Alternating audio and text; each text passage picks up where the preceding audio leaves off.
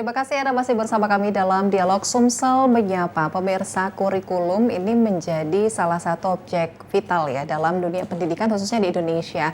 Apalagi juga mengingat bahwa kurikulum yang sampai saat ini juga memang kan selalu ditentukan oleh pemerintah. Ini juga untuk membuat bahwa agar dunia pendidikan ini juga sama rata, dan juga ini yang menjadi perbincangan kita nih hari ini. Karena kalau kita melihat beberapa hari terakhir ini juga ya bahwa ada wacana penerapan kurikulum nasional. Sebenarnya seperti apa penerapan kurikulum nasional? Apakah ini akan efektif di Indonesia dan juga dalam penerapannya seperti apa? Kita akan bahas lebih lanjut dalam Dialog Sumsel Menyapa. Kali ini sudah hadir bersama kami di studio TVRI. Ini seorang pengamat pendidikan, Bapak Dr. Jalaluddin MPSA. Assalamualaikum, selamat siang Pak Jalal. Waalaikumsalam warahmatullahi wabarakatuh. Selamat siang Bu Caca, alhamdulillah sehat. Alhamdulillah sehat. Ini luar biasa nih Pak, perbincangan kita hari ini menarik sekali, yaitu penerapan kurikulum nasional ya Pak ya. Kalau menurut Pak Jalal dulu nih, seperti apa Pak melihat adanya wacana penerapan kurikulum nasional ini? Baik, terima kasih Mbak Caca dan pemirsa semua. Sebenarnya sebelum saya sampai ke sana ya, saya ingin prolog dulu mungkin seperti ini. Hari ini memang kita kadang-kadang ada opini ganti menteri, ganti kurikulum. Akhirnya gitu ya. Itu sering kita dengar dari masyarakat, betul ya. Padahal kalau keinginan kami pribadi ya, kami pernah dulu tahun 2010 ya, kita diajak melihat bagaimana education system di Amerika misalnya. Betul. Ya. Nah, di Amerika itu persoalan penggantian kurikulum itu udah selesai. Jadi mereka tidak pernah bertengkar, merubah dan seterusnya ya.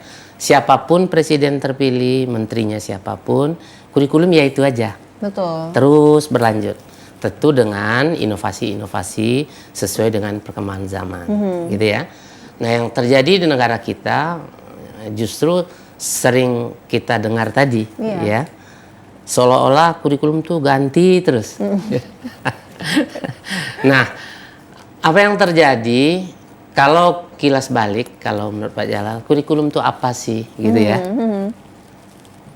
Nah. Pemirsa sekalian, sebagai ilustrasi saja, supaya kita mudah memahami, sebenarnya kurikulum itu adalah lapangan untuk anak-anak berlomba sebenarnya. Katakan misalnya anak-anak berlomba lari gitu, nah nanti startnya sama, nanti siapa yang duluan sampai di garis finish? Nah, siapa yang sampai di garis finish artinya apa?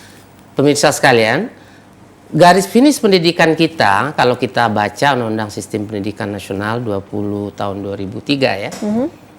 Pertama, anak ini sampai ke finish harus beriman bertakwa kepada Tuhan Yang Maha Esa. Itu garis finishnya. Kedua, berakhlak mulia. Ketiga, sehat ya. Keempat, berilmu, dan seterusnya sampai jadi warga negara yang mandiri, bertanggung jawab. Ya. Nah, itu garis finishnya. Sedangkan startnya, yaitu tadi mulai dari TK sampai SMA SMK. Semua berlomba lari ke sana. Nah, lapangan untuk berlomba itu adalah kurikulum.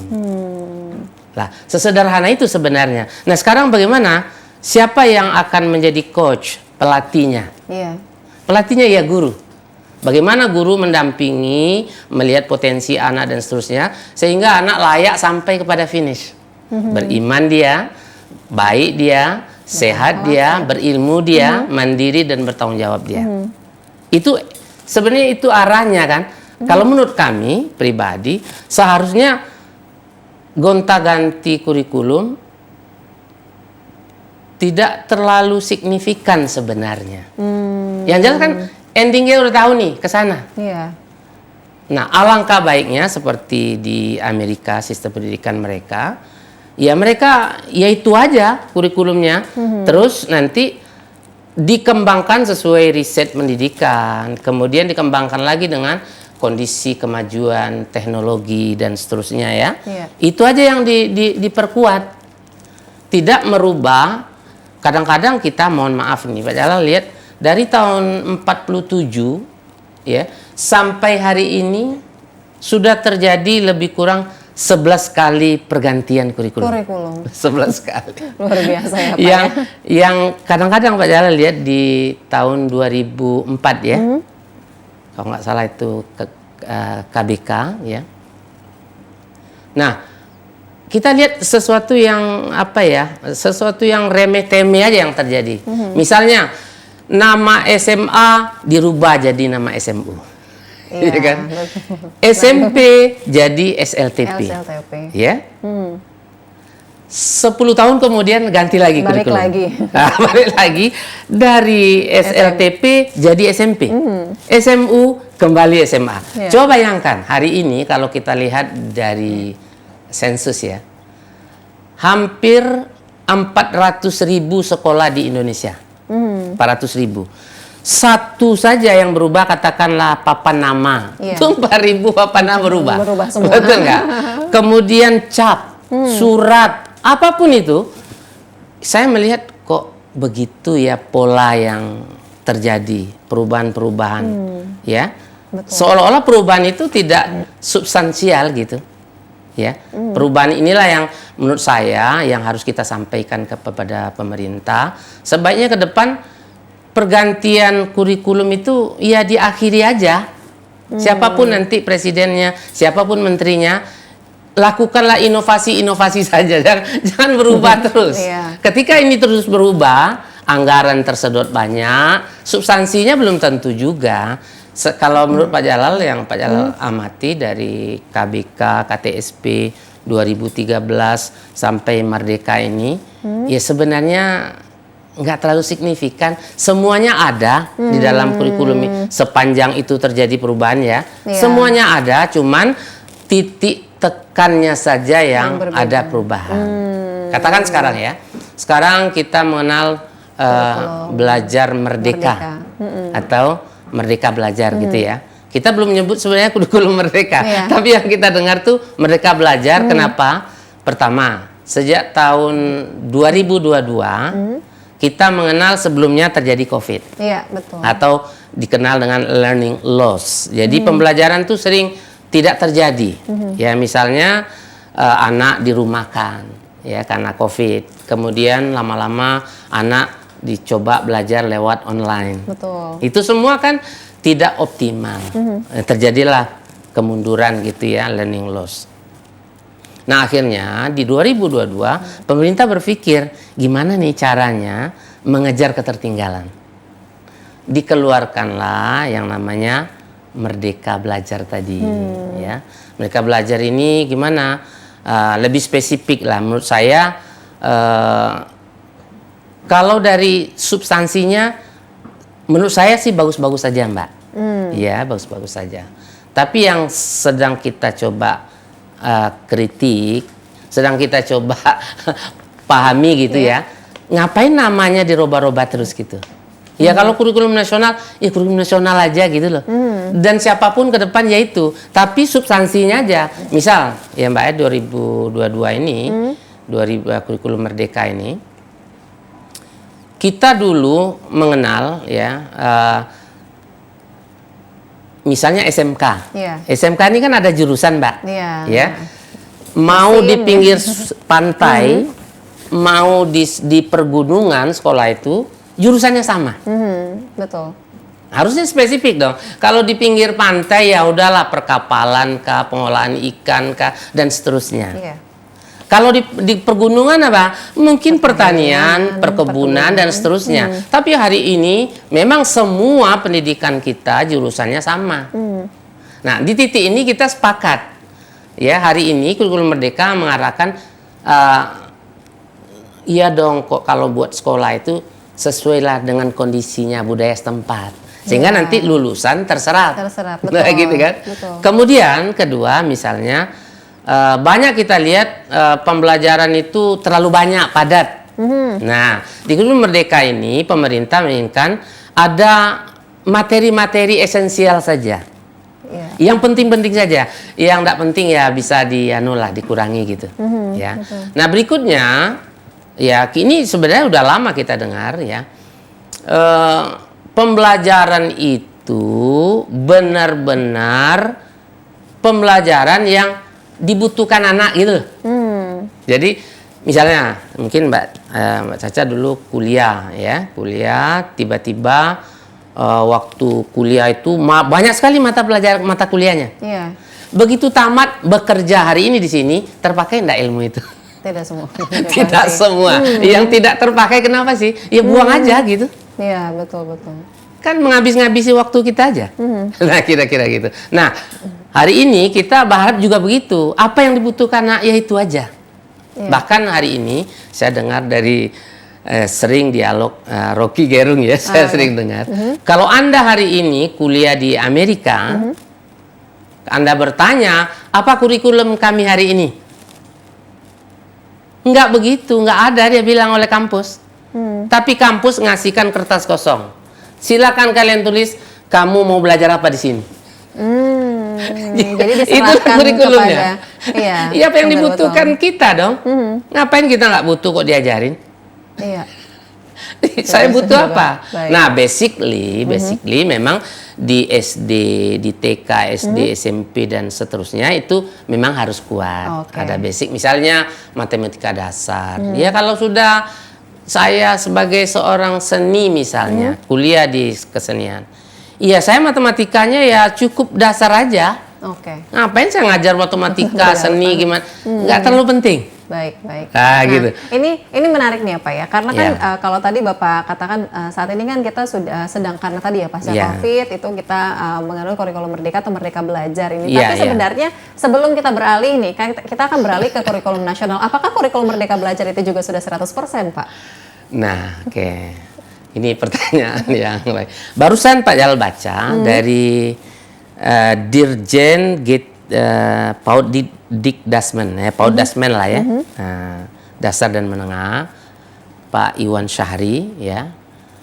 Beliau meriset hari ini kalau kita lihat sensus ya, 399.376 sekolah di Indonesia hari ini. Cukup banyak ya, hampir 400.000. Nah, informasi yang saya dapatkan, kata beliau nih, sekolah-sekolah dari 400.000 lebih kurang itu sudah punya keinginan sendiri mengikuti kurikulum Merdeka ini sekitar 80%-nya. Oh, lumayan ya Pak.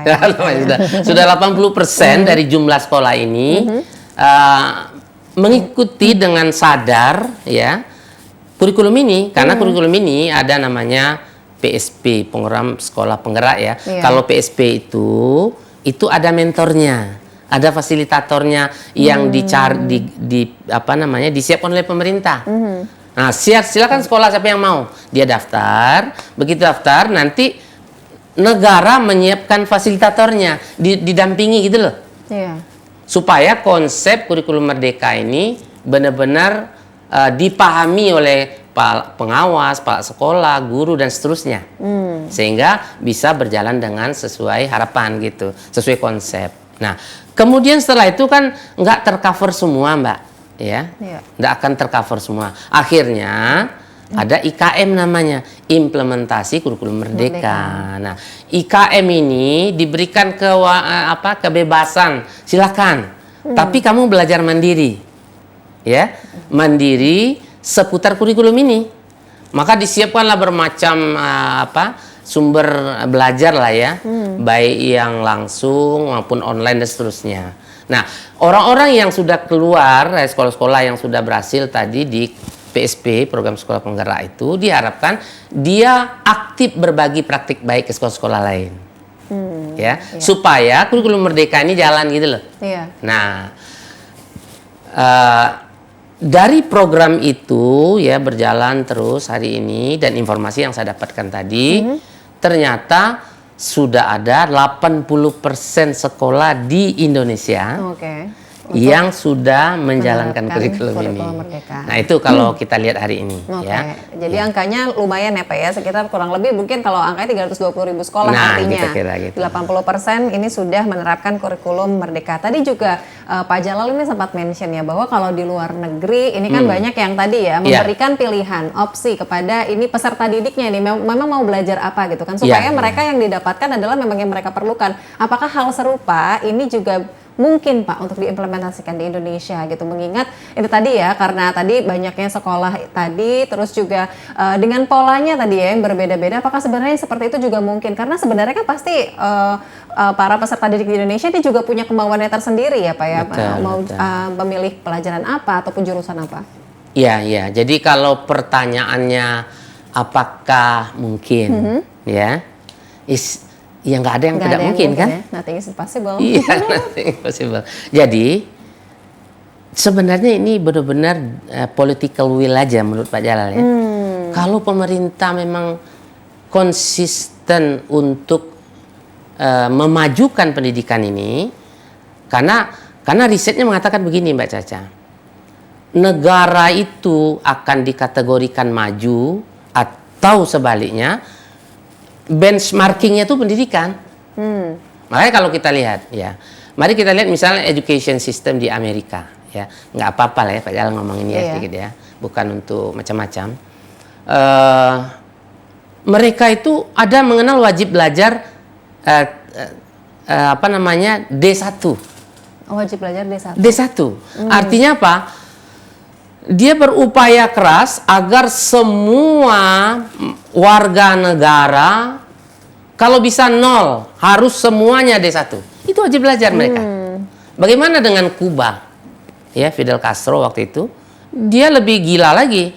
Wajib belajar di Kuba ini S1.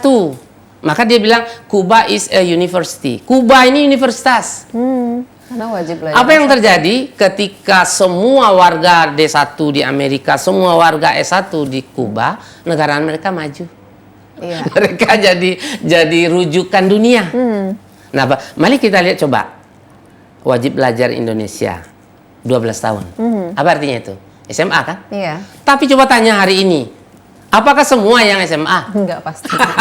Masih banyak anak-anak kita. Kalau saya baca kemarin riset-risetnya, dia bilang sih pemilih di tahun 2024 ini yang lulus SD itu lebih kurang 52%. Gila enggak? Hanya tamat SD. Padahal wajib belajarnya 12 tahun. Nah, yang enggak sekolah, yang bahkan sampai kelas 1 SMP, itu 80%. Padahal wajib belajar kita 12 tahun. Nah, bagaimana negara lain kok bisa gitu loh? Saya ambil contoh lagi ke Amerika misalnya. Dia membentuk yang namanya wajib militer. Ketika tidak ada perang, wajib militer ini perangi pendidikan sampai ke desa-desa. Anak-anak yang tidak sekolah, wajib sekolah sampai D1. Kamu ajar di sana. Nah, kita dulu sudah ada sebenarnya ya, namanya Indonesia Mengajar. Iya, sebenarnya arahnya ke sana. Hanya saja kan ini kita belum lihat nih keseriusan pemerintah agar kalau wajib tuh kan kalau tidak dilakukan berdosa. Iya, betul. Artinya ada hukumannya ya. Kita berharap ini ke depan pemerintah siapapun itu coba dong yang namanya wajib belajar 12 tahun tuh buktikan gitu loh. Jangan ada, lebih baik daripada gonta-ganti kurikulum. Kenapa enggak ini yang kita tuntaskan? Iya. Mereka harus 0 kalau bisa yang tidak sekolah. Ya, bagaimana mereka? Belajar kita 100%. Mereka ya, kalau anak sakit aja, itu ditelepon dari sekolah Mbak. Diajari dari sekolah. Nggak boleh tinggal. Informasi pendidikan yang tidak dapat dia ikuti karena sakit, ditelepon dari sekolah. Iya. Bayangkan. Diajari melalui online gitu. Nah, hari ini ketika anak kita tidak sekolah, siapa yang memaksanya? Nggak ada. Baik dari orang tua maupun pihak Bahkan sekolah juga ada sama. anak yang kepengen sekolah, yang kepengen kuliah, terbentur dengan bayaran. Iya. Enggak. Kenapa kamu tidak sekolah? Nggak ada uangnya, Pak. Nggak terbayar SPP, Pak. Ini kan miris. Iya. Nah, Pak Jalal sebenarnya ingin memberikan nuansa yang berbeda. Seharusnya perubahan kurikulum ini ia menyelesaikan ini juga gitu loh. Jadi tidak hanya tadi ya Pak ya, kurikulum nama istilahnya saja yang berbeda. Kesempatan belajarnya itu Juga sih. kalau bisa benar-benar wajib belajar 12 tahun itu. Nggak ada satupun yang enggak. Apapun alasannya. Iya. Pemerintah pasti bisa. Apapun. Negara lain bisa kok, kita nggak bisa. Cuman yang kita inginkan, sudahlah akhiri pertengkaran kurikulum ini. Maksudnya jangan robah dikit, robah lagi. Akhirnya Kebanyakan sosialisasi nanti ya Pak ya. sosialisasi banyak, perubahan macam-macam, mulai dari kop surat, dari papan nama, dari nama kantor. Wah, Berubah semua. seolah-olah anggaran habis ke sana gitu loh. Sedangkan masih banyak yang harus diselesaikan. Yang nggak sekolah masih banyak. Nah, ini juga nih Pak ya, kalau kita berbicara kurikulum ini kan sebenarnya di dunia pendidikan kita ini cukup menarik ya. Tadi pemerintah yang terkesan tadi sering gonta-ganti kurikulum ya, karena dari masyarakat melihatnya seperti itu kan. Tapi di satu sisi juga kalau kita berbicara pendidikan ini mata pelajaran tadi kan cukup banyak. Namun di sini anak-anak diwajibkan untuk bisa bagus semua. Tadi ada standar ya minimal poin berapa, kalau tidak remedial dan lain sebagainya. Nah, ini seperti apa Pak? Sedangkan di luar negeri ini anak itu dibiarkan dia salah satu fokus misalnya sains, ya artinya kalau dia di non sainsnya tidak kuat tidak apa-apa. Nah, kalau sedangkan di Indonesia ini diwajibkan untuk bagus di semua nilai. Ini seperti apa ini Pak? Iya. Bebannya berat nih kalau di Kalau Indonesia. bagus untuk semua nilai baik, betul nggak ya? Iya. Kan upaya bagus itu kan. Tapi yang Pak Jalal ingin declare ya, itu tadi yang kalau kuliah. Kalau kuliah datang katanya bawa kertas kosong aja, mau belajar apa di sini. Iya. Tapi kalau pendidikan dasar menengah ya, dari PAUD sampai SMA SMK, itu tetap ada kurikulumnya, ya. Tapi yang esensial saja. Nah, hari ini yang terjadi itu apa? Kenapa misalnya menjadi momok kok nilainya kecil gitu, kok nggak lulus gitu, kok rendah gitu, kok remedial gitu? Karena pembelajaran itu tidak didelivery oleh guru berdasarkan kondisi anak. Sebenarnya itu intinya. Misalnya, ini contoh aja, ini teman-teman sekalian, mohon maaf. Gaya belajar orang tuh beda-beda, betul nggak? Iya, betul. Saya diajari oleh guru siapapun itu, kalau disuruh baca saya nggak paham Mbak, karena saya auditori. Auditori apa artinya? Apa yang saya dengar saya paham. Tapi ada yang visual ya, apa yang dia lihat dia paham. Kamu jelasi berjam-jam pun dia tidak akan paham, karena dia visual. Dia harus melihat langsung. Tapi ada anak yang katakanlah kinestetik. Kinestetik, betul. Dia Praktek, ya. ketika Anda paksa duduk diam seperti ini, maka tak satu pun materi itu dia pahami. Karena dia bisa paham kalau dia cukup gerak. Iya. Nah, seperti Pak Jalal hari ini. Pak Jalal kawin kayak Mbak Jasha nggak bisa. Karena Pak Jalal tuh kombinasi. Gerak-gerak kayak gini. Iya. Dan Berbeda itu tidak ada ya, yang Pak. salah. Yang inilah yang harus kita pahami nih. Yang di guru SD kita dulu. Kalau nggak begini anak nakal. Iya. Dipukul, dicubit. Jadi sebenarnya salah menurut aturannya. Karena memang anak kinestetik nggak bisa begini Mbak. Dia harus bergerak sambilnya. Kalau bisa untuk kuliah di sekolah-sekolah internasional hari ini, ya kursinya kayak gini. Santai ya Pak ya, supaya Iya, dia lebih bisa, rileks dia belajarnya. ada geraknya. Nah, kalaulah guru mengenal ini anak visual, ini auditori, ini kinestetik, lalu pembelajaran disesuaikan. Misal anak kinestetik udah banyak-banyak aja simulasi. Simulasi anak-anak kinestetik senang. Iya. Atau kita outdoor dong, belajar di luar. Iya. Anak visual udah banyak-banyaknya aja tayangan kayak gini. Iya. Buku-buku bergambar, suruh baca lebih banyak. Bagaimana dengan anak-anak kinestetik, anak-anak auditori? Suruh diskusi. Kasih tema, tanya jawab. Kenapa? Karena dia butuh suara yang masuk. Aku dia paham. Nah, kalau ini terjadi, anak itu dikenal semuanya oleh gurunya, saya optimis, tidak mungkin, tidak satu pun yang tidak akan berhasil. Oke. Nah inilah di kurikulum Merdeka sebenarnya ada konten ini, namanya pembelajaran terdiferensiasi. Jadi anak itu tidak sama nanti terdiferensiasi misalnya. Iya. Masih ada waktunya? Masih, Pak. Iya, misalnya dari ini enggak apa-apa ya pembelajaran juga ya. silakan. Misalnya Mbak Caca. Mbak Caca ini katakan tidak gaya belajar saja, tapi kita bisa sampai kepada bakat minat. Iya. Anak terus dikenal. Misalnya, minat saya olahraga. Mbak Caca misalnya sains. Ada lagi yang misalnya, ada yang seni misalnya. Nah sekarang misal, saya mau mengajarkan biografi orang-orang sukses dunia. Saya buat di rumah. Mbak Caca karena senang seni, sains, tolong dong buatin ini biografi tentang Ibnu Sina dan perjuangannya menjadikan ilmu kedokteran modern hari ini. Saya misalnya karena senang sama olahraga, tolong dong tuliskan biografi Ronaldo dan perjuangannya menjadi juara dunia. Bagaimana anak seni? Buatkan biografi Michael Jackson misalnya, dengan suara emasnya dia menjadi juara dunia. Kira-kira belajar nggak anak? Belajar, karena saya olahraga ya, senang saya suruh olahraga. Mbak misalnya sains disuruh saya ini senang. Yang seni suruh seni ya senang. Karena partnya masing-masing ya, Pak. Tapi yang jadi masalah hari ini, yang selama ini anak-anak pokoknya dianggap sama aja, materi sama aja. Ya ada yang mau, ada yang enggak, ada yang malas, ada yang rajin. Nah kalau ini yang berlaku di luar negeri, sehingga mereka tidak ada kendala sebenarnya dari hasil belajar. Gitu loh, Mbak. Oke, ini kalau kita melihat tadi ya Pak ya, ini kan artinya sangat menarik sekali nih kalau kurikulum ini kurikulum nasional ini diterapkan gitu kan ya, karena tadi artinya banyak sekali nih guncangannya gitu kan ya yang terjadi juga gitu di dunia pendidikan ya, apalagi tadi wilayah di wilayah Indonesia ini kan juga sangat berbeda-beda. Nah ini seperti apa ini kalau dari Pak Jalal ya, closing statement sekaligus nih Bapak, supaya memang dalam penerapan kurikulum ini bisa maksimal dan hasilnya pendidikan di Indonesia ini juga maksimal seharusnya. Silakan. Ya, baik, terima kasih Mbak Caca.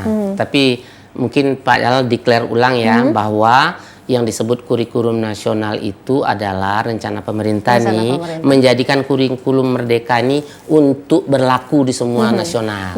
Jadi bukan kurikulum baru. Tapi namanya saja dijadikan kurikulum nasional. Saya nggak tahu pertimbangannya apa, gitulah ya. Nah, bagaimana supaya efektif di seluruh kewilayahan kita NKRI ini? Ya sembenarnya itu tadi, pertama jadikanlah sekolah itu semua sekolah yang didirikan itu berbasis budaya lokalnya. Ya kalau di laut ya tentang laut lah, ini perkotaan tentang ya yang dibutuhkan orang kota gitu. Nah kalau ini terjadi semua, ya nggak masalah kurikulum ini.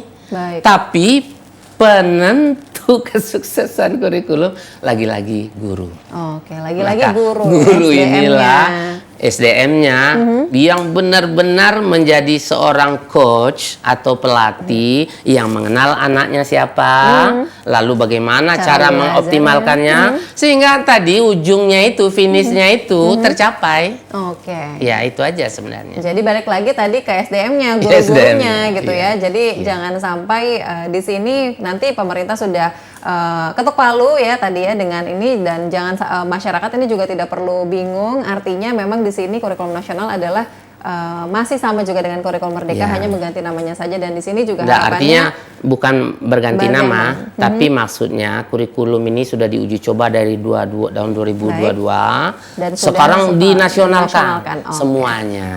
Itulah kurikulum nasional. Oke, baik, terima kasih Pak Jalal sudah bergabung bersama kami di Sumsel Penyapa kali ini, dan pemirsa adalah akhir perjumpaan kita di Sumsel Penyapa. Akhir kata saya Nur Harisya Pratiwi pamit. Wassalamualaikum warahmatullahi wabarakatuh. Sampai jumpa. Waalaikumsalam.